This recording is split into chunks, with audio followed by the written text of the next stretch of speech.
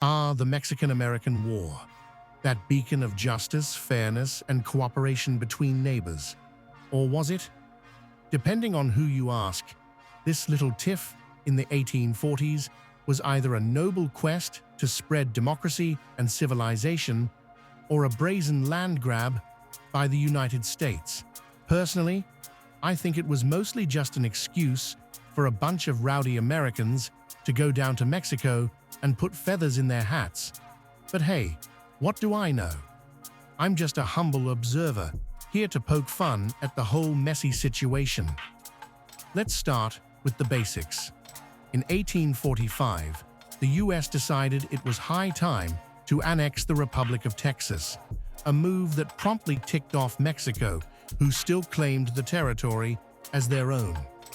Apparently, the concept of finders keepers hadn't quite reached international law yet. But hey, President James K Polk and his merry band of Manifest Destiny enthusiasts weren't about to let a little thing like international borders stand in their way. Manifest Destiny, you ask? Well, that's just a fancy way of saying the US wanted to expand from sea to shining sea, whether Mexico liked it or not.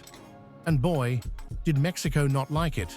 In fact, they were so unhappy about the whole Texas debacle that they refused to acknowledge the border at the Rio Grande, instead insisting it was actually at the Nueces River. Talk about being petty. Now you might think that with all this tension, the two countries would try to resolve the issue diplomatically. You know, like grown-ups. But nope, that would be way too sensible. Instead, Polk decided to take matters into his own hands and sent troops to the Rio Grande, essentially daring Mexico to do something about it. And boy, did they ever. In 1846, a skirmish broke out between American and Mexican forces. And before you could say, "Olé," the Mexican-American War was officially underway. Polk promptly ran to Congress, waving his arms and yelling something about American blood on American soil, which was just a fancy way of saying Mexico threw the first punch. Cue the patriotic music and the recruitment posters featuring beefy men in ridiculous hats. Now, I know what you're thinking. This all sounds like a classic case of the US picking a fight and then playing the victim. And you know what? You're absolutely right. The reality is, Polk and his cronies were itching for a war, and they used the Texas border dispute as the perfect excuse to launch their campaign of Manifest Destiny. Heck, some historians even go so far as to call it a blatant land grab. But hey, what's a little illegal territorial expansion between friends, am I right? Of course, not everyone in the US was on board with this whole "let's go invade Mexico" plan. There were some notable dissenters, like Henry David Thoreau and Abraham Lincoln, who saw the war for what it really was: a transparent attempt to expand the nation's slave-holding territory. These guys must have been real killjoys at parties, constantly raining on everyone's Manifest Destiny parade. Thoreau, in particular, was not amused. In fact, he was so outraged by the whole situation that he wrote an essay called Civil Disobedience, basically telling the government to take a hike. And Lincoln, well, he did what any self-respecting politician would do. He stood up in Congress and demanded to know exactly where this American blood on American soil business was happening. Good luck getting a straight answer out of Polk, Abe. But while the anti-war crowd was busy criticizing the conflict, the US military was busy, well, winning, despite Mexico's spirited defense. Shout out to the Niños Heroes of Chapultepec.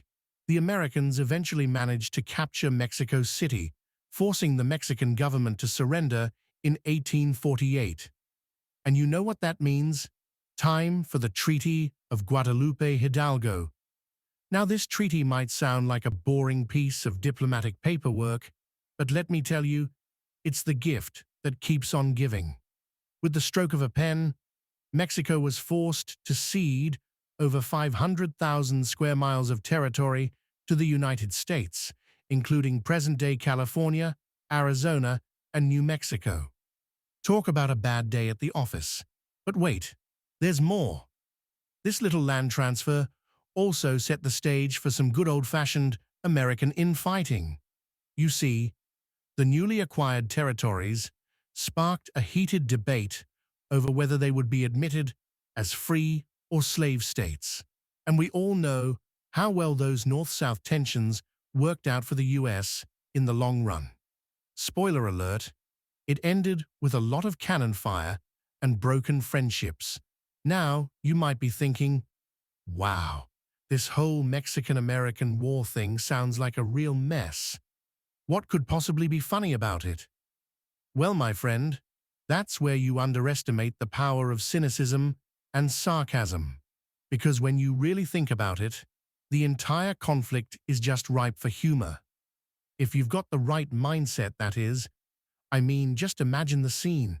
A bunch of eager young American soldiers, fresh off the boat and ready to show those pesky Mexicans who's boss. They're probably picturing themselves as dashing heroes, riding in on white horses and liberating the poor, oppressed citizens. But in reality, they're just a bunch of disease-ridden, poorly trained yahoos, more likely to get dysentery than win any major battles. And let's not forget the poor Mexicans, who had the misfortune of being on the receiving end of this American manifest destiny nonsense.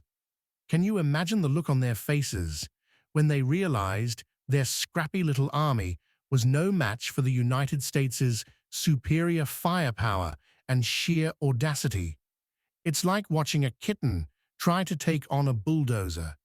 You know it's not going to end well, but you can't help but chuckle at the absurdity of it all. But perhaps the real comedy gold comes from the political maneuverings on both sides of the border.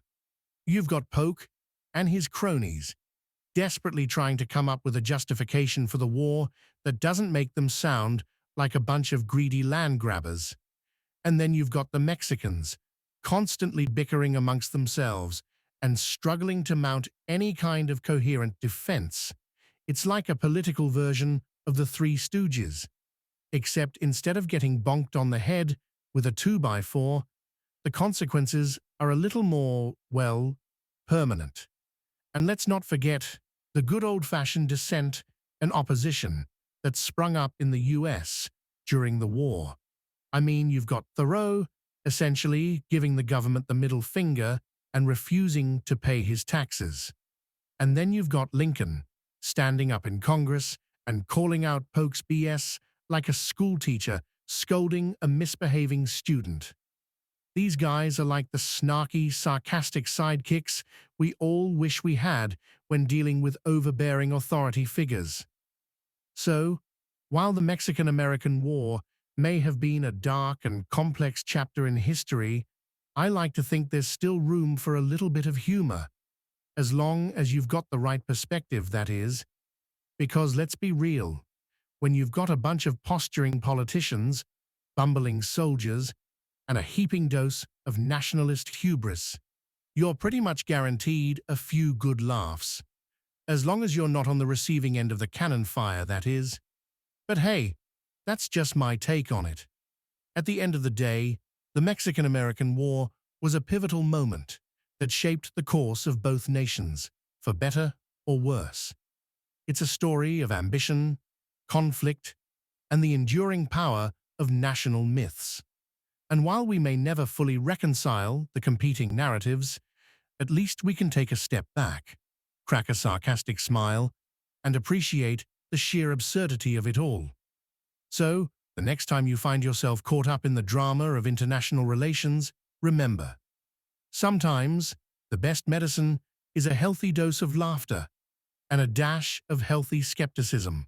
Because let's be honest, if we can't poke fun at the follies of our leaders and the delusions of our own national pride, then what's the point of it all really?